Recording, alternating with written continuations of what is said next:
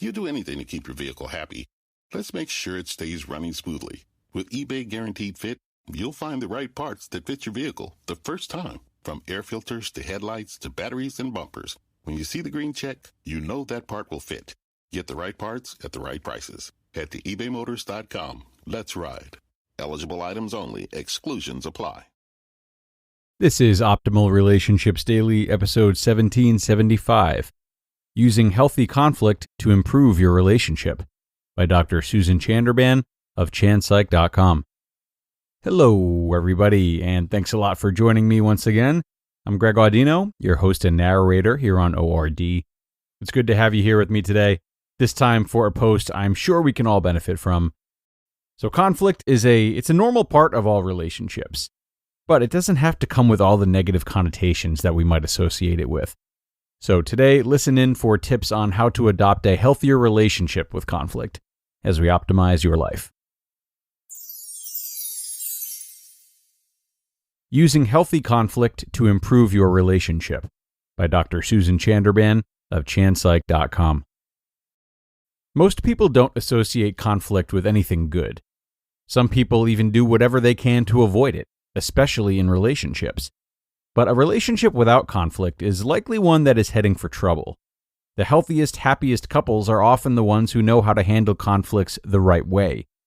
Yes, there is a better way to argue and work through disagreements. When you choose to work on making your conflicts healthier, it can actually improve your relationship rather than harm it. So, what can you do to make your conflicts with your partner healthier while boosting your relationship in the process? Respect each other. Before you step into a conflict with your partner or anyone, you both have to choose to be respectful. That doesn't mean you have to agree with everything. It doesn't mean your emotions won't try to get in the way. However, it does mean that no matter what is said, you'll agree to treat your partner with the respect they deserve. Listen to them. Wait before speaking. Don't interrupt.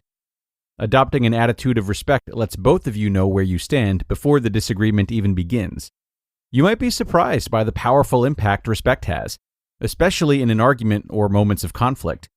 Taking this attitude reminds you that the relationship is bigger than the conflict. Stay focused on the present. One of the biggest mistakes couples make when disagreeing is bringing up past hurts.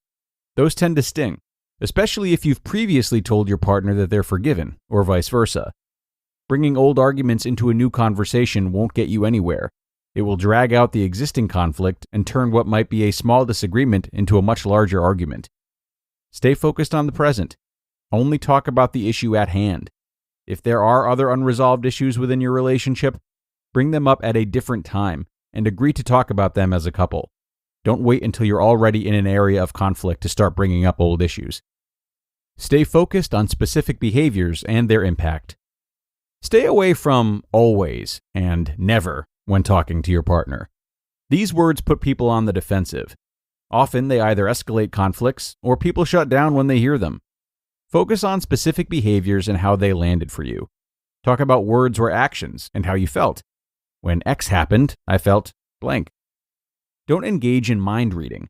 The truth is, you don't know what your partner intended by their words or actions. Convey clearly how the words or actions came across for you. What did the action or words mean to you? How did you feel? Often, our go-to emotion is anger or frustration when our partners don't behave how we want them to. That's valid, but try to pause and reflect about what's underneath the anger. Did you feel hurt? Inadequate? Share that feeling with your partner. It's often easier for our partners to hear our more vulnerable feelings than when we lash out in anger. And be open to hearing your partner's perspective about what they actually meant to say or do. Remember, to be effective in conflict, you need to have a good faith assumption that your partner cares for the other and wants the best for the other. If each of you has this good faith assumption, then it's easier to view the hurtful behavior as due to misunderstanding or lack of knowledge, rather than something your partner did intentionally to hurt you. That's a big ask, especially when you feel hurt and angry. But a huge part of making it through tough conflicts with your partner is making a commitment to keeping this mindset. Be an active listener. In addition to respecting your partner throughout your conversation, make sure you're truly listening.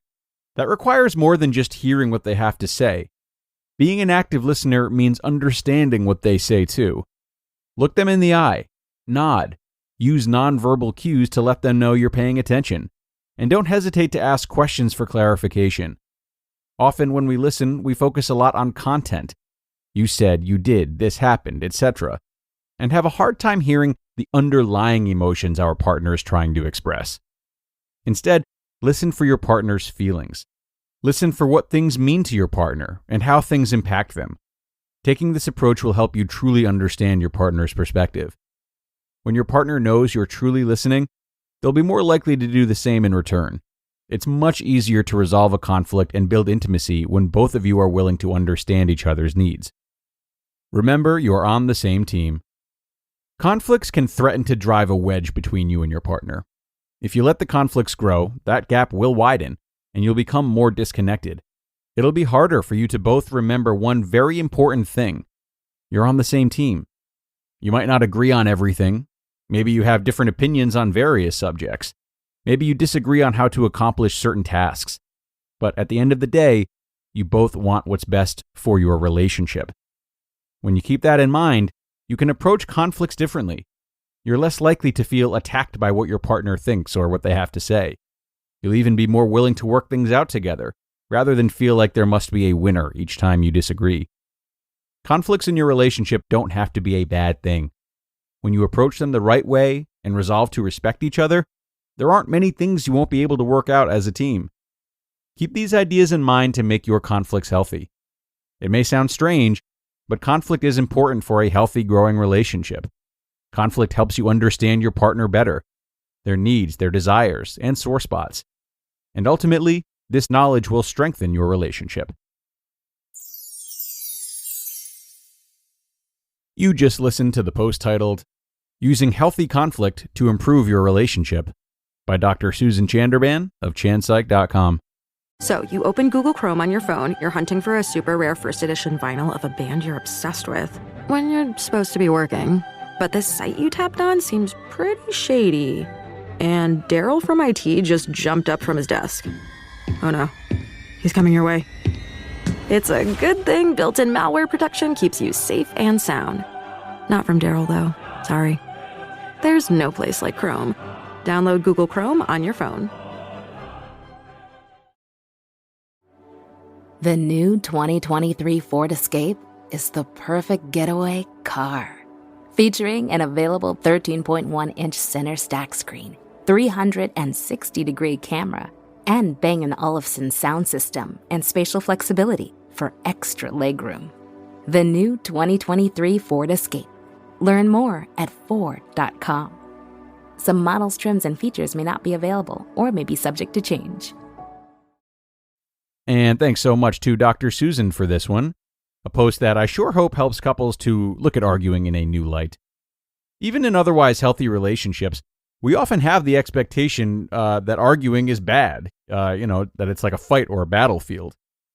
We make this assumption, and therefore it's easy to justify and not think beyond our aggressive reactions or defensive feelings. They seem like what's status quo, so we allow them. Again, this even holds true in relationships that are generally good ones.